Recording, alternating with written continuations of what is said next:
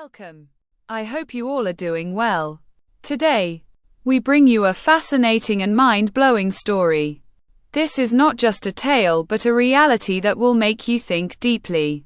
So, let's dive into this amazing journey. "My dear fellow," said Sherlock Holmes as we sat on either side of the fire in his lodgings at Baker Street, "life is infinitely stranger than anything which the mind of man could invent. We would not dare to conceive the things which are really mere commonplaces of existence.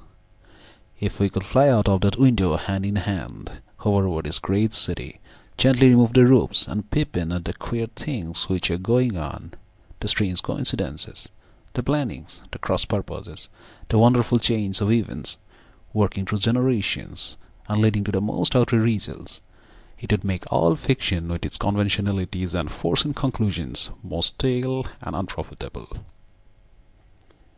"And yet I am not convinced of it," I answered. "The cases which come to light in the papers are, as a rule, bald enough and vulgar enough. We have in our police reports realism pushed to its extreme limits, and yet the result is, it must be confessed, neither fascinating nor artistic. A certain selection and discretion must be used in producing a realistic effect," remarked Holmes. "This is one thing in our police report, where most stress is laid perhaps on the platitude of the magistrate than upon the details, which to an observer contain the vital essence of the whole matter. Depend upon it, there is nothing so unnatural as the commonplace." I smiled and shook my head. "I can quite understand your thinking so," I said. "Of course, in your position of unofficial advisor and helper to everybody who is absolutely puzzled throughout 3 continents, you are brought in contact with all that is strange and bizarre. But here," I picked up the morning paper from the ground, "let us put it to a practical test. Here is the first heading upon which I come: A husband's cruelty to his wife. There is half a column of print, but I know without reading it that it is all perfectly familiar to me. There is of course the other Roman, the drink, the push, the blow, the bruise, the sympathetic sister or landlady. The crudest of writers could invent nothing more crude." "Indeed, your example is an unfortunate one for your argument," said Holmes, taking the paper and glancing his eye down it. "This is the Dundas separation case, and as it happens I was engaged in clearing up some small points in connection with it. The husband was a teetotaler. There was no other Roman, and the conduct complained of was that he had drifted into the habit of winding up every meal by taking out his false teeth and hurling them at his wife, which you will allow is not an action likely to occur to the imagination of the average storyteller. Take a pinch of snuff, doctor, and acknowledge that I have scored over you in your example." He held out his snuff-box of old gold, with a great amethyst in the centre of the lid. Its splendor was in such contrast to his homely ways and simple life that I could not help commenting upon it. "Ah," said he, "I forgot that I had not seen you for some weeks. It is a little souvenir from the King of Bohemia in return for my assistance in the case of the Irene Adler papers." "And the ring?" I asked, glancing at a remarkable brilliant which sparkled upon his finger. "It was from the reigning family of Holland, though the matter in which I served him was of such delicacy that I cannot confide it even to you, who have been good enough to chronicle 1 or 2 of my little problems." "And have you any on hand just now?" I asked with interest. "Some 10 or 12, but none which present any feature of interest. They are important, you understand, without being interesting. Indeed, I have found that it is usually in unimportant matters that there is a field for observation, and for a quick analysis of cause and effect, which gives the charm to an investigation. The larger the crimes are apt to be the simpler, for the bigger the crime, the more obvious as a rule is the motive. In these cases, save for one rather intricate matter which has been referred to me from Marseille, there is nothing which presents any features of interest. It is possible, however, that I may have something better before very minutes are over, for this is one of my clients, or I am much mistaken." He had risen from his chair and was standing between the parted blinds, gazing down into the dull, neutral-tinted London street. Looking over his shoulder, I saw that on the pavement opposite there stood a large woman with a heavy furrow around her neck, and a large curling red feather in a broad-brimmed hat which was tilted in a coquettish Duchess of Devonshire fashion over her ear. From under this great panoply, she peeped up in a nervous, hesitating fashion at her windows, while her body oscillated backward and forward, and her fingers fidgeted with her glove buttons. Suddenly, with a plunge, as of the swimmer who leaves the bank, she hurried across the road, and we heard the sharp clang of the bell. "I have seen those symptoms before," said Holmes, throwing his cigarette into the fire. "Oscillation upon the pavement always means an affaire de coeur." She would like advice, but is not sure that the matter is not too delicate for communication. And yet, even here we may discriminate. When a woman has been seriously wronged by a man, she no longer oscillates, and the usual symptom is a broken bellwether. Here we may take it that there is a love matter, but that the maiden is not so much angry as perplexed or grieved. But here she comes in person to resolve our doubts. As he spoke, there was a tap at the door, and the boy in buttons entered to announce Miss Mary Sutherland, while the lady herself loomed behind a small black figure, like a full-sail merchantman behind a tiny pilot boat. Sherlock Holmes welcomed her with the easy courtesy for which he was remarkable, and having closed the door and bowed her into an armchair, he looked her over in the minute and yet abstracted fashion which was peculiar to him. "Do you not find," he said, "that with your short sight it is a little trying to do so much typewriting?" "I did at first," she answered, "but now I know where the letters are without looking." Then suddenly realizing the full purport of his words, she gave a violent start and looked up, with fear and astonishment, upon her broad, good-humoured face. "You have heard about me, Mr. Holmes," she cried, "else how could you know all that?" "Never mind," said Holmes, laughing. "It is my business to know things. Perhaps I have trained myself to see what others overlook. If not, why should you come to consult me?" "I came to you, sir, because I heard of you from Mrs. Ettridge, whose husband you found so easy when the police and everyone had given him up for dead. Oh, Mr. Holmes, I wish you would do as much for me. I am not rich, but still I have 100 a year in my own right, besides the little that I make by the machine, and I would give it all to know what has become of Mr. Hosmer Angel." "Why did you come here to consult me in such a hurry?" asked Sherlock Holmes, with his fingertips together and his eyes to the ceiling. Again a startled look came over the somewhat vacuous face of Miss Mary Sutherland. "Yes, I did bang out of the house," she said, "for it made me angry to see the easy way in which Mr. Windibank, that is my father, took it all. He would not go to the police, and he would not go to you, and so at last, as he would do nothing, and kept on saying that there was no harm done, it made me mad, and I just on with my things and came right away to you." "Your father," said Holmes. "Your stepfather, surely, since the name is different." "Yes, my stepfather. I call him father, though it sounds funny too, for he is only 5 years and 2 months older than myself." "And your mother is alive?" "Oh yes, mother is alive and well. I wasn't best pleased, Mr. Holmes, when she married again so soon after father's death, and a man who was nearly 15 years younger than herself. Father was a plumber in the Tottenham Court Road, and he left a tidy business behind him, which mother carried on with Mr. Hardy, the foreman. But when Mr. Windibank came, he made her sell the business, for he was very superior, being a traveller in wines. They got pound 4,700 for the goodwill and interest, which wasn't near as much as father could have got if he had been alive." I had expected to see Sherlock Holmes impatient under this rambling and inconsequential narrative, but on the contrary, he had listened with the greatest concentration of attention. "Your own little income," he asked, "does it come out of the business?" "Oh no, sir. It is quite separate, and was left me by my Uncle Ned in Auckland. It is a New Zealand stock, paying 4.5%. £2,500 was the amount, but I can only touch the interest." "You interest me extremely," said Holmes, "and since you draw so large a sum as 100 a year, with what you earn into the bargain, you would no doubt travel a little and indulge yourself in every way. I believe that a single lady can get on very nicely upon an income of about £60. "I could do it much less than that, Mr. Holmes, but you understand that as long as I live at home I don't wish to be a burden to them, and so they have the use of the money just while I am staying with them. Of course that is only just for the time. Mr. Windybank draws my interest every quarter and pays it over to mother, and I find that I can do pretty well with what I earn at typewriting.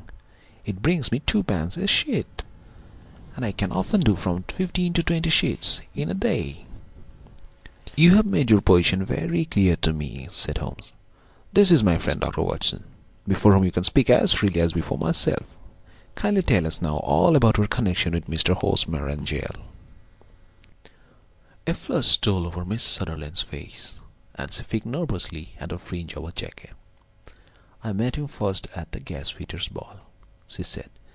"They used to send father tickets when he was alive, and then afterwards they remembered us and sent them to mother.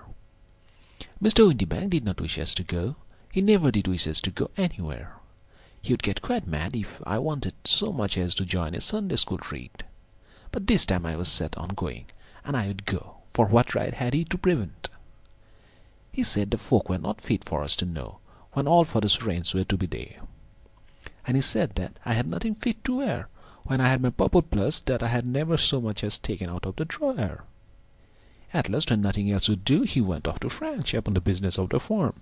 But we went, mother and I, with Mr. Hardy, who used to be our foreman, and it was there I met Mr. Hosmer Angel." "I suppose," said Holmes, "that when Mr. Windybank came back from France he was very annoyed at your having gone to the ball." "Oh, well, he was very good about it. He laughed, I remember, and shrugged his shoulders, and said there was no use denying anything to a woman, for she would have her way." "I see. Then at the gasfitters' ball you met, as I understand, a gentleman called Mr. Hosmer Angel." "Yes, sir. I met him that night, and he called next day to ask if we had got home all safe, and after that we met him. That is to say, Mr. Holmes, I met him twice for walks. But after that father came back again, and Mr. Hosmer Angel could not come to the house any more." "No?" "Well, you know, father did not like anything of that sort. He would not have any visitors if he could help it, and he used to say that a woman should be happy in her own family circle. But then, as I used to say to mother, a woman wants her own circle to begin with, and I had not got mine yet." "But how about Mr. Hosmer Angel? Did he make no attempt to see you?" "Well, father was going off to France again in a week, and Hosmer wrote and said that it would be safer and better not to see each other until he had gone. We could write in the meantime, and he used to write every day. I took the letters in the morning, so there was no need for father to know." "Were we engaged to the gentleman at this time?" "Oh yes, Mr. Holmes, we were engaged after the first work that we took. Hosmer, Mr. Angel, was a cashier in an office in Leadenhall Street, and—" "What office?" "That is the worst of it, Mr. Holmes. I don't know." "Where did he live then?" "He slept on the premises." "And you don't know his address?" "No, except that it was Leadenhall Street."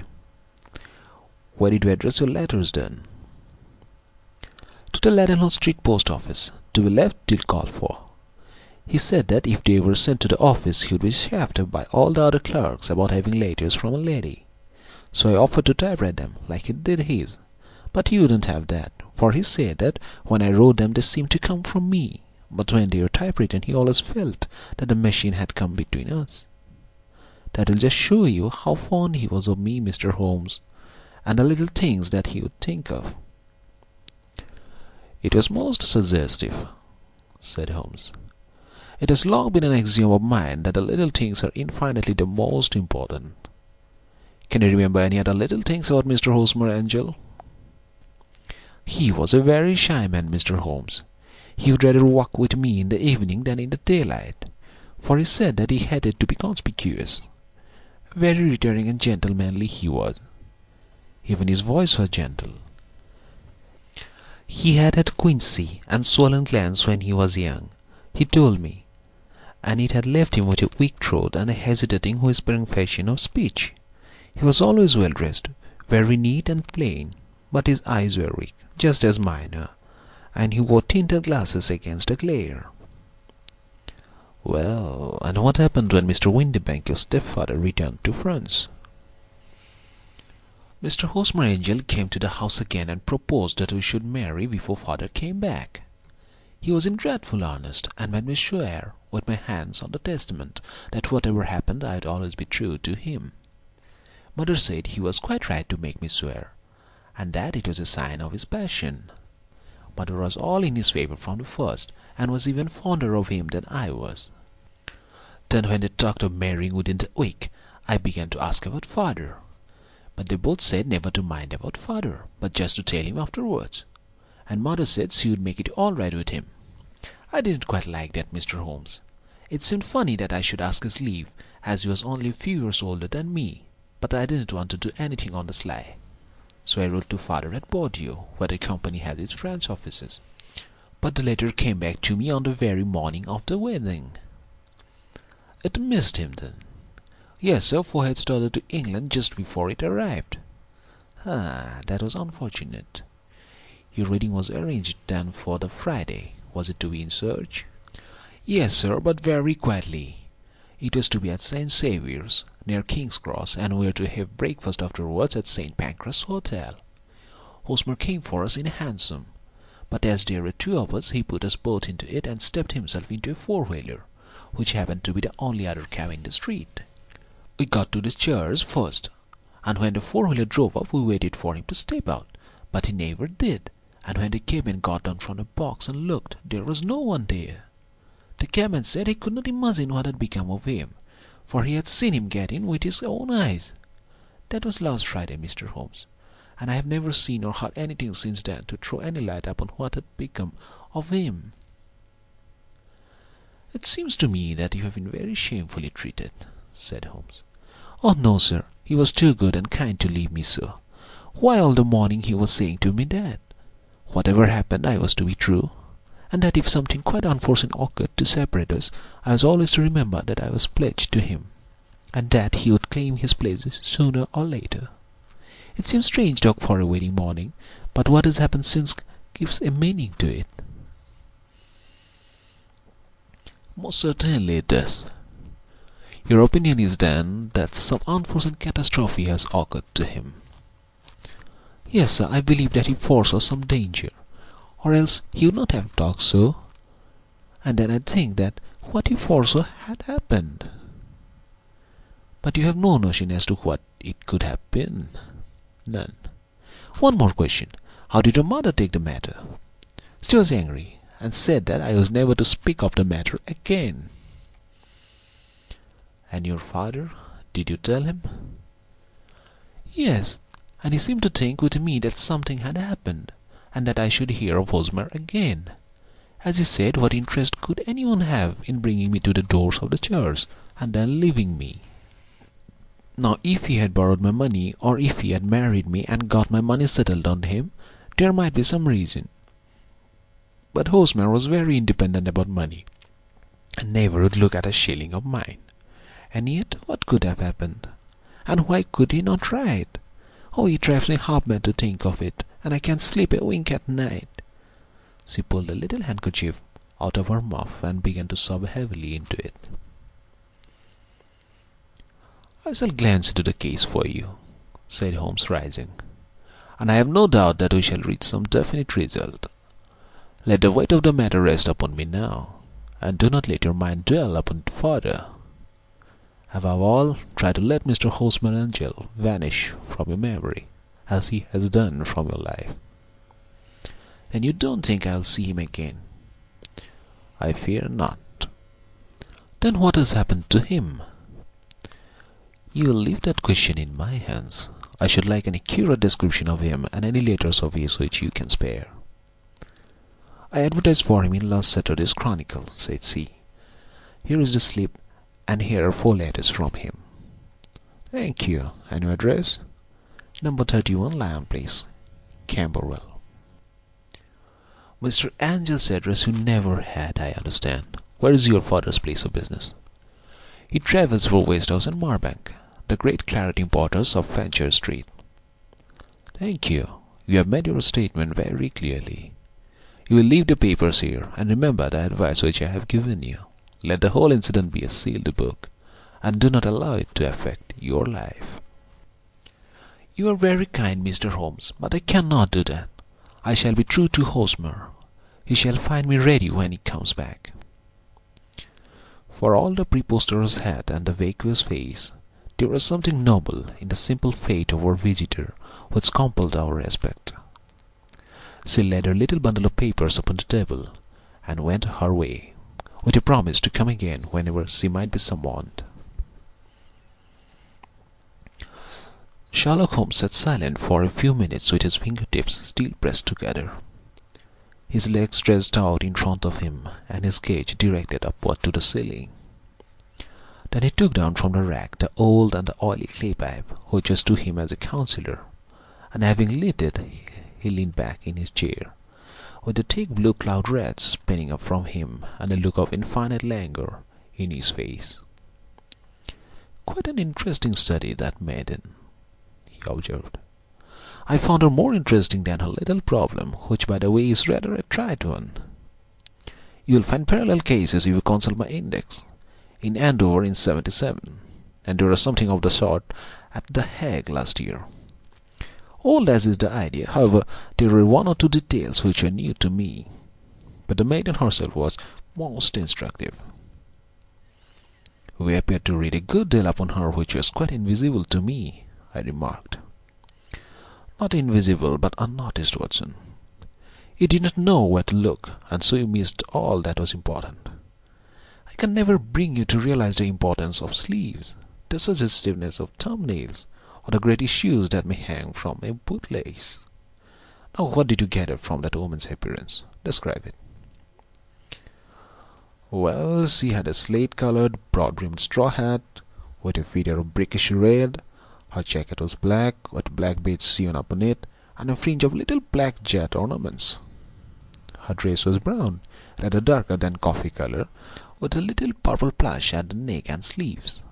Her gloves were greyish and were worn through at the right forefinger. Her boots I did not observe. She had small, round, hanging gold earrings, and a general air of being fairly well-to-do in a vulgar, comfortable, easy-going way." Sherlock Holmes clapped his hands softly together and chuckled. "On my word, Watson, you are coming along wonderfully. We have really done very well indeed. It is true that you have missed everything of importance, but you have hit upon the method. And you have a quick eye for colour. Never trust to general impressions, my boy, but concentrate yourself upon details. My first glance is always at a woman's sleeve. In a man it is perhaps better first to take the knee of the trouser. As you observe, this woman had plush upon her sleeves, which is a most useful material for showing traces. The double line a little above the wrist, where the typewriter presses against the table, was beautifully defined. The sewing machine of the hand type leaves a similar mark, but only on the left arm, and on the side of it furthest from the thumb, instead of being right across the broadest spot as this was. I then glanced at her face, and observing the dint of a pinched nose at either side of her nose, I ventured a remark upon short sight and typewriting which seemed to surprise her. It surprised me, but surely it was obvious. I was then much surprised and interested on glancing down to observe that though the boots which she was wearing were not unlike each other, they were really odd ones, the one having a slightly decorated toe cap and the other a plain one. One was buttoned only in the 2 lower buttons out of 5, and the other at the 1st, 3rd, and 5th. Now when you see that a young lady, otherwise neatly dressed, has come away from home with odd boots, half-buttoned, it is no great deduction to say that she came away in a hurry." "And what else?" I asked, keenly interested, as I always was, by my friend's incisive reasoning. "I noted in passing that she had written a note before leaving home, but after being fully dressed. You observed that her right glove was torn at the forefinger, but you did not apparently see that both glove and finger were stained with violet ink. She had written in a hurry and dipped her pen too deep. It must have been this morning, or the mark would not remain clear upon the finger. All this is amusing, though rather elementary. But I must go back to business, Watson. Would you mind reading me the advertised description of Mr. Hosmer Angel?" I held a little printed slip to the light. "Missing," it said, "on the morning of the 14th, a gentleman named Hosmer Angel, about 5 feet 7 inches in height, strongly built, sallow complexion, black hair, a little bald in the centre, bushy, black side whiskers and moustache. tinted glasses, slightly infirmity of speech, was dressed when last seen in black frock coat faced with silk, black waistcoat, gold Albert chain, and grey Harris tweed trousers, with brown gaiters over elastic side boots. Known to have been employed in an office in Leadenhall Street. Anybody bringing— "That will do," said Holmes. "As to the letters," he continued, glancing over them, "they are very commonplace. Absolutely no clue in them to Mr. Angel, save that he quotes Balzac once. There is one remarkable point, however, which will no doubt strike you." "They are typewritten," I remarked. "Not only that, but the signature is typewritten. Look at the neat little Hosmer Angel at the bottom. There is a date, you see, but no superscription except Leadenhall Street, which is rather vague. The point of a signature is very suggestive. In fact, we may call it conclusive." "Of what?" "My dear fellow, is it possible you do not see how strongly it bears upon the case?" "I cannot say that I do, unless it were that he wished to be able to deny his signature if an action for breach of promise were instituted." "No, that was not the point. However, I shall write 2 letters, which should settle the matter. One is to a firm in the city, the other is to the young lady's stepfather, Mr. Windybank, asking him whether he could meet us here at 6 o'clock tomorrow evening. It is just as well that we should do business with the male relatives. And now, Doctor, we can do nothing until the answers to those letters come, so we may put our little problem upon the shelf for the interim." I had had so many reasons to believe in my friend's subtle powers of reasoning and extraordinary energy in action that I felt that he must have some solid grounds for the assured and easy demeanour with which he treated the singular mystery which he had called upon to fathom. Once only had I known him to fail in the case of the King of Bohemia and of the Irene Adler photograph. But when I look back to the weird business of the sign of 4 and the extraordinary circumstances connected with the study in scarlet, I felt that it would be a strange tangle indeed which he could not unravel. I left him then, still puffing at his black clay pipe, with the conviction that when I came again on the next evening I would find that he held in his hands all the clues which would lead up to the identity of the disappearing bridegroom of Miss Mary Sutherland. A professional case of great gravity was engaging my own attention at the time, and the whole of next day I was busy at the bedside of the sufferer. It was not until close upon 6 o'clock that I found myself free and was able to spring into a hansom and drive to Baker Street, half afraid that I might be too late to assist at the denouement of the little mystery. I found Sherlock Holmes alone, however, half asleep, with his long, thin form curled up in the recesses of his armchair. A formidable array of bottles and test tubes, with a pungent, cleanly smell of hydrochloric acid, told me that he had spent his day in the chemical work which was so dear to him. "Well, have you solved it?" I asked as I entered. "Yes, it was the bisulfate of baryta." "No, no, the mystery!" I cried. "Oh, Dad, I thought that was solved that I have been working upon. There was never any mystery in the matter, though, as I said yesterday, some of the details are of interest. The only drawback is that there is no law, I fear, that can touch the scoundrel." "Who was he then? And what was his object in deserting Miss Sutherland?" The question was hardly out of my mouth, and Holmes had not yet opened his lips to reply when we heard a heavy footfall in the passage and a tap at the door. "This is the girl's stepfather, Mr. James Windybank," said Holmes. "He has written to me to say that he would be here at 6. Come in." The man who entered was a sturdy, middle-sized fellow, some 30 years of age, clean-shaven and sallow-skinned, with a bland, insinuating manner and a pair of wonderfully sharp and penetrating grey eyes.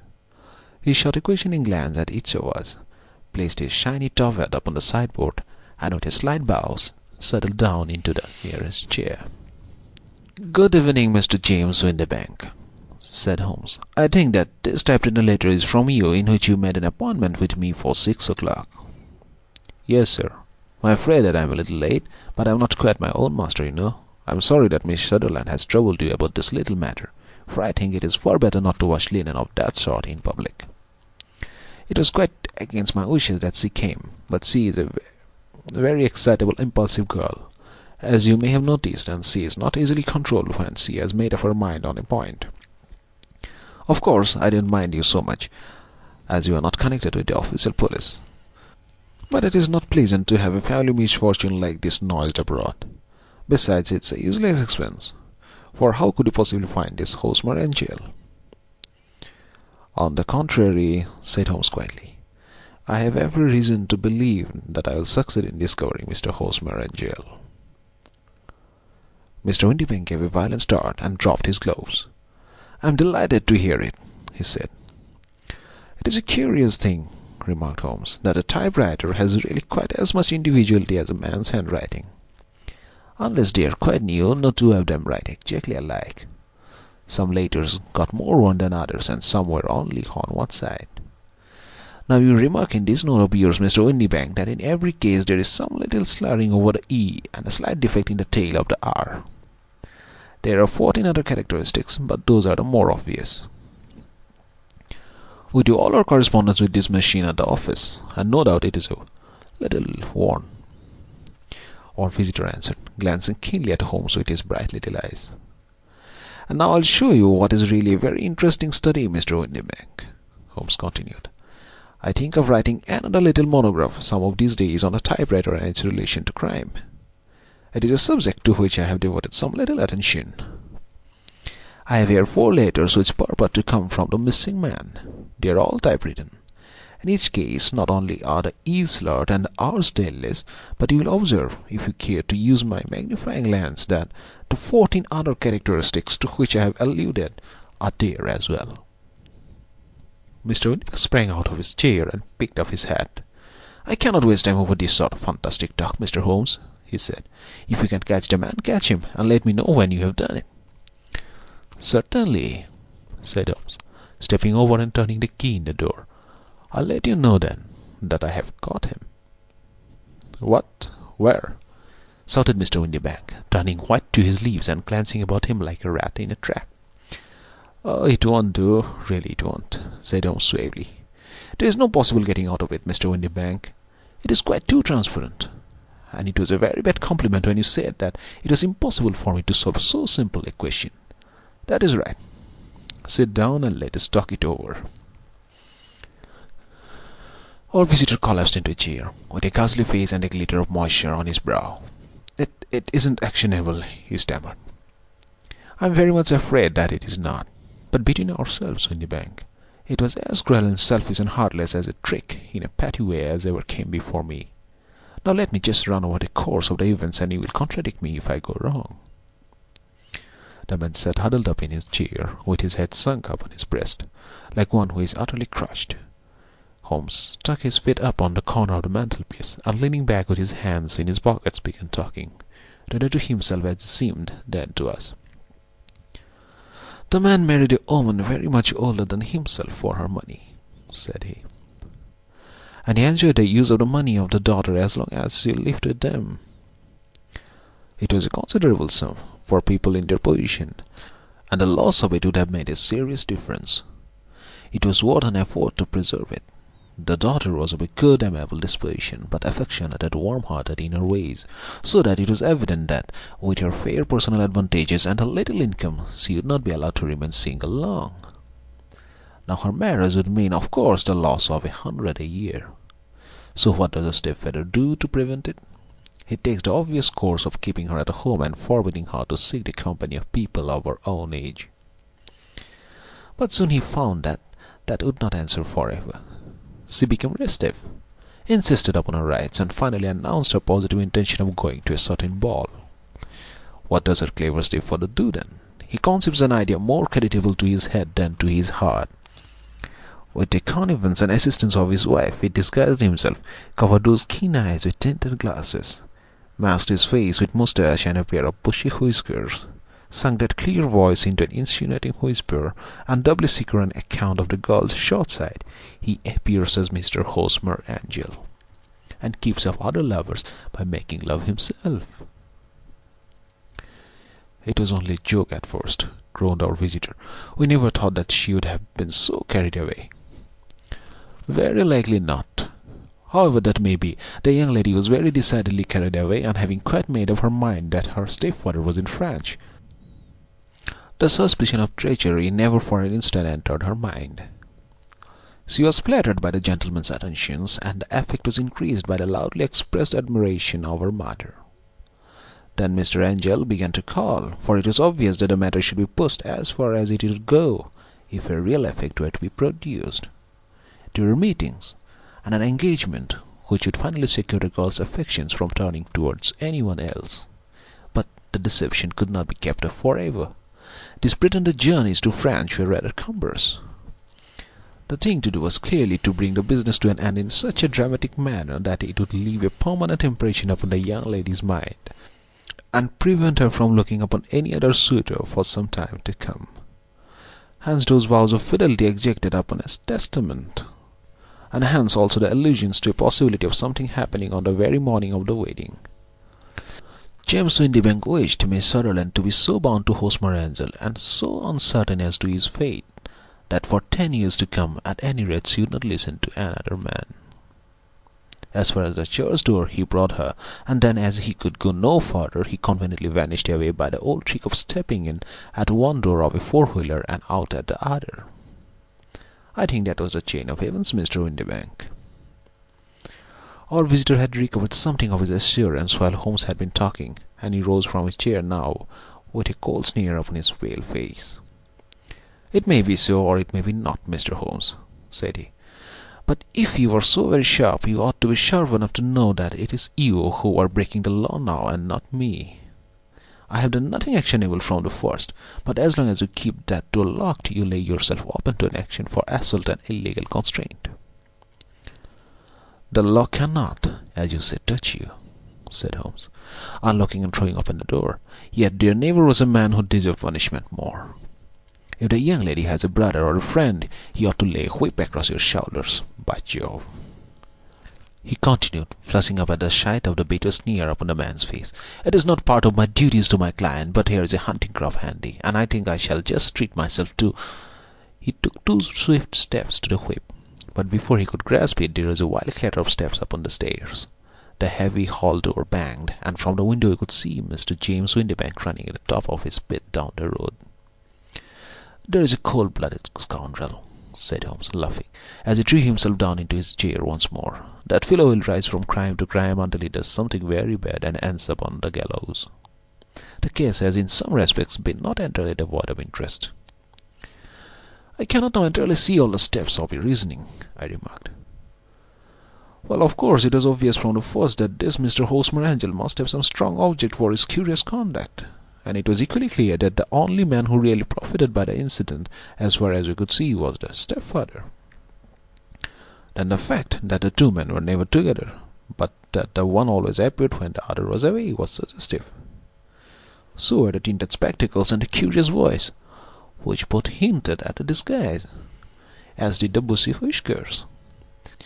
My suspicions were all confirmed by his peculiar action in typewriting his signature, which of course inferred that his handwriting was so familiar to her that she would recognize even the smallest sample of it. You see, all these isolated facts, together with many minor ones, all pointed in the same direction. And how did you verify them? Having once spotted my man, it was easy to get corroboration. I knew the firm for which this man worked.